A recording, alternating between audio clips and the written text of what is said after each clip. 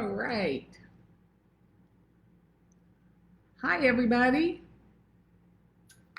This is Sharon, and I want to welcome you if you're joining me live, and if you're not, I welcome you as you watch whenever it's convenient for you. We're continuing our discussion of 21 Days of Encouragement. I hope this is encouraging you. I hope you're finding these posts helpful. Today, we're on day 14, and we're going to talk about letting it go.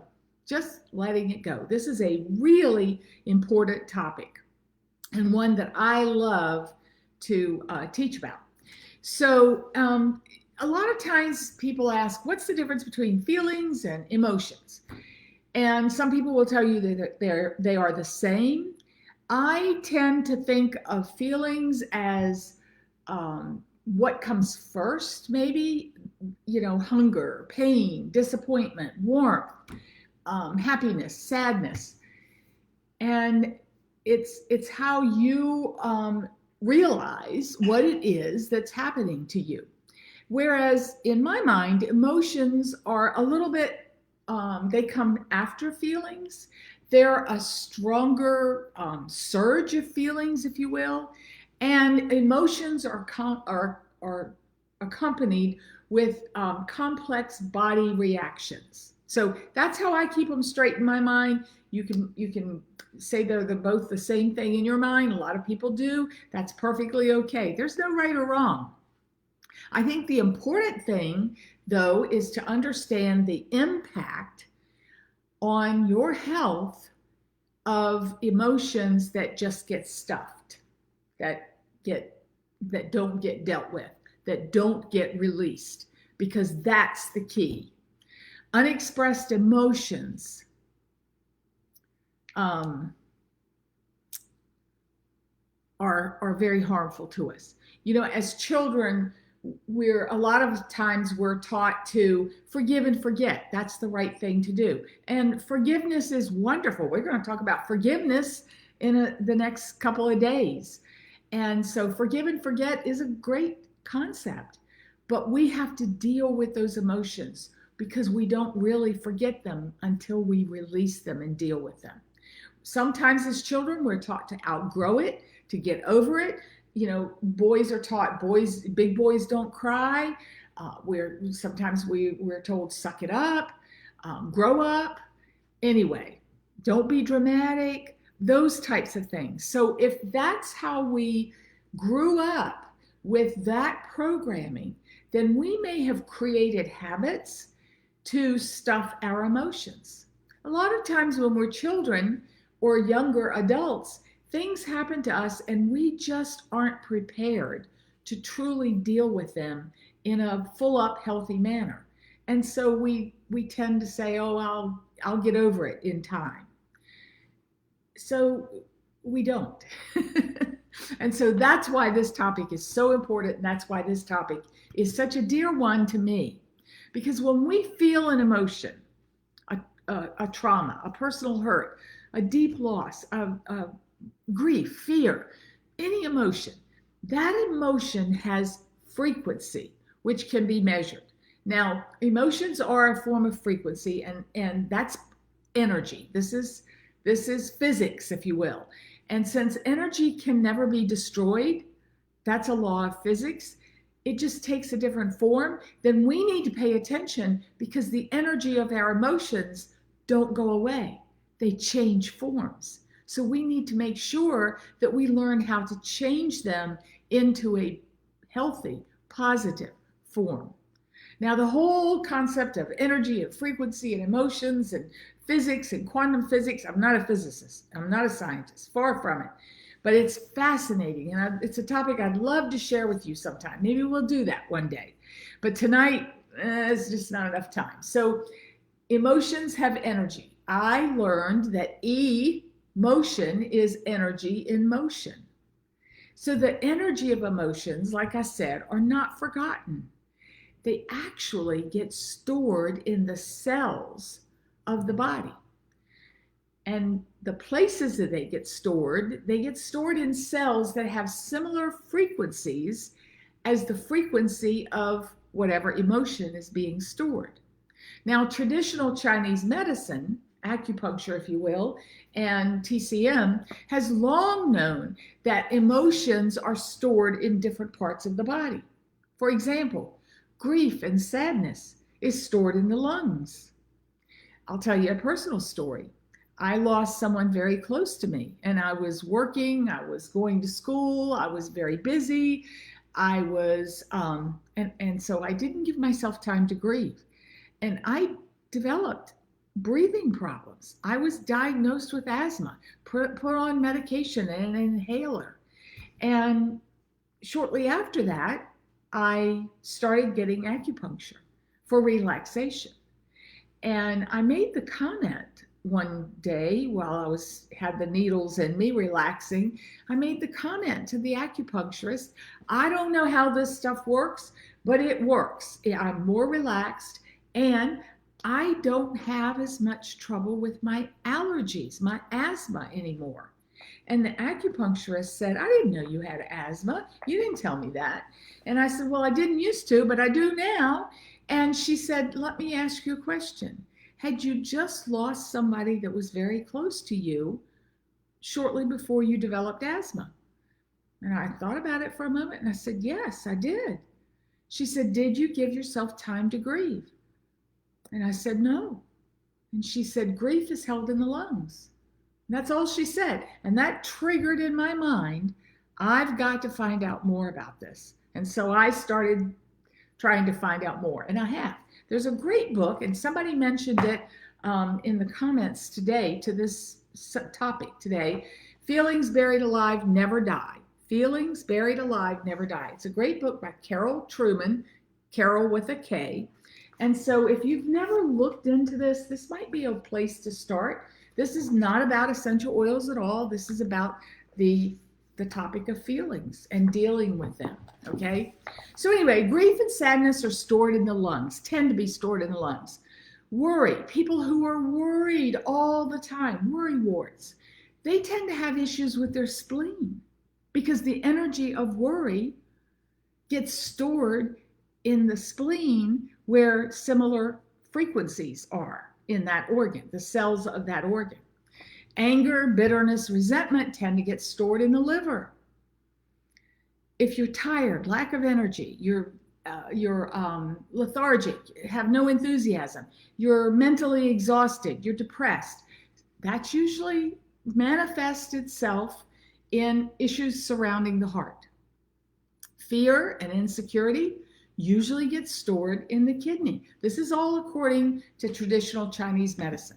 Now, PubMed, our United States government, has many reports on file, and some of those reports show that eczema, dermatitis, and other skin irritations can actually be caused by chronic anxiety. Skin is our largest organ, so it's not surprising that our emotions would affect that largest organ. So I hope we're beginning to see how suppressed emotions, unreleased emotions, get stuffed and stored, and the energy then comes to reside in organs of the body.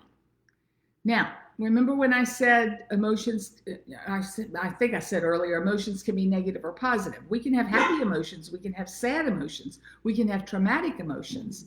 So negative energy, the energy from negative emotions, tends to get stored and manifest in physical ways, such as PTSD, nightmares, insomnia, panic attacks, inflammation in the body, almost any kind of sickness.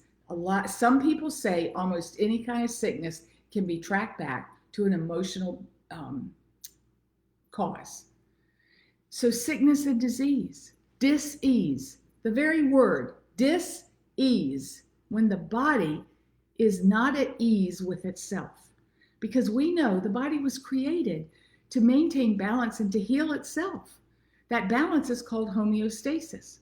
And so when there's homeostasis, the imbalance occurs, the body becomes at dis-ease with itself. Homeostasis, of course, is health. Now, we have an oil, and you all know I love to talk about oils. So you can release emotions with or without essential oils, but there's not a whole lot of stuff in life that I do that I don't use oils with. So the oil that I'm talking about tonight is called Release. Go figure. Gary Young created this blend, knew what he was doing. He probably knew more about the plants and their essential oils than almost any other person on the planet. And so he created a blend and called it Release. When he created his blends, he would name them in such a way to let us know how he intended, what he intended them to be used for. So this one has lots of oils in it. Just to name the key ones, or the top ones, are ylang ylang, geranium, royal Hawaiian sandalwood. It has citrus oils, grapefruit, tangerine, lemon, and lime in there. Jasmine and rose, very, very precious oils. Divana, which is a rare oil, but it's an important oil. Ocotea, and it's got some other oils in it. So it has a complex, whoops, that's the wrong bottle. I grabbed the wrong oil. Release. Now we have Release. Okay, so it's really a sweet aroma. Now here's a trick that I learned. The right side of your brain is your emotional side, your creative side, your feeling side, if you will. The left side is more the analytical side, and so it's really helpful to close one nostril, and you can do this with any oil, not just Release, but just close one nostril and inhale. Do it 3 times. 3 times for body, mind, and spirit. And then close the other.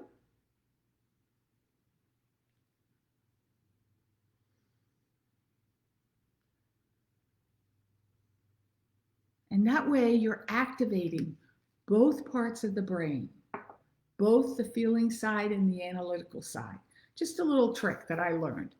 So Release is, like I said, a powerful blend. It helps us release the memory of trauma, especially from the cells of the liver, where anger and hate and extreme frustration, those types of negative emotions are stored. So the frequency of the oils in this blend seem to aid in letting go of negative emotions and frustrations when we're ready to release them. Now, I've told people, and I've done it myself, if I am angry at someone or about something and I am not ready to let that anger go, I could pour this entire bottle on me and I wouldn't release the emotions. The oils help us, but we have to do the work. And so those emotions that we have recognized, that we have come to accept, no longer serve us, and we are ready to release them, the oils are a beautiful way to help us release them. And you don't have to have Release. Use what you've got. Whatever you've got, use what you've got. And with your intentions, your heart's desire, your motivation to release those emotions that no longer serve you, you will be able to do it. So no surprise, you can put a couple drops in your hands, apply it over your liver, which is on the right side of your upper torso, I guess it's called. You can put it on your ears, on the bottoms of your feet, on your wrists. You could wear this as a perfume. It's that beautiful of an aroma. You can diffuse it. It's powerful when diffused, when you're doing meditating and just doing that personal work of trying to just have a meeting with your inner self, I call it, and go down deep inside and figure out what you need to do and do it. Release those emotions that no longer serve you. We talked a couple of days ago about Valor, which is another great blend. Valor tends to give us courage. So sometimes if you're really dealing with some heavy emotions, you might use Valor first. Just put Valor. I like to put Valor on my nose, around my nose, my ears. Just inhale it. Make that little aroma tent over your nose and mouth. And inhale Valor first to give you the courage. Then use Release. Do the same thing so that you can let go of those emotions that no longer serve you. Sometimes I say to people, envision yourself in a shower And you know how when you wash your hair and the suds from the shampoo just go down your body and down the drain? Envision those emotions that no longer serve you as that shampoo and just wash it down your body and watch it go down the drain. Watch those emotions that no longer serve you go down the drain, never ever to make you sick again. I hope this has been helpful. I love sharing these thoughts with you. And tomorrow we're going to do another one. Tomorrow we're going to talk about self-care and making powerful, positive changes to make your life better. So join me again tomorrow. Thank you so very much. And post your comments. I love reading your comments, your thoughts, your questions. And if you have any different perspective, please share them. Until then, have a great evening, everybody. And I'll see you again soon. Bye.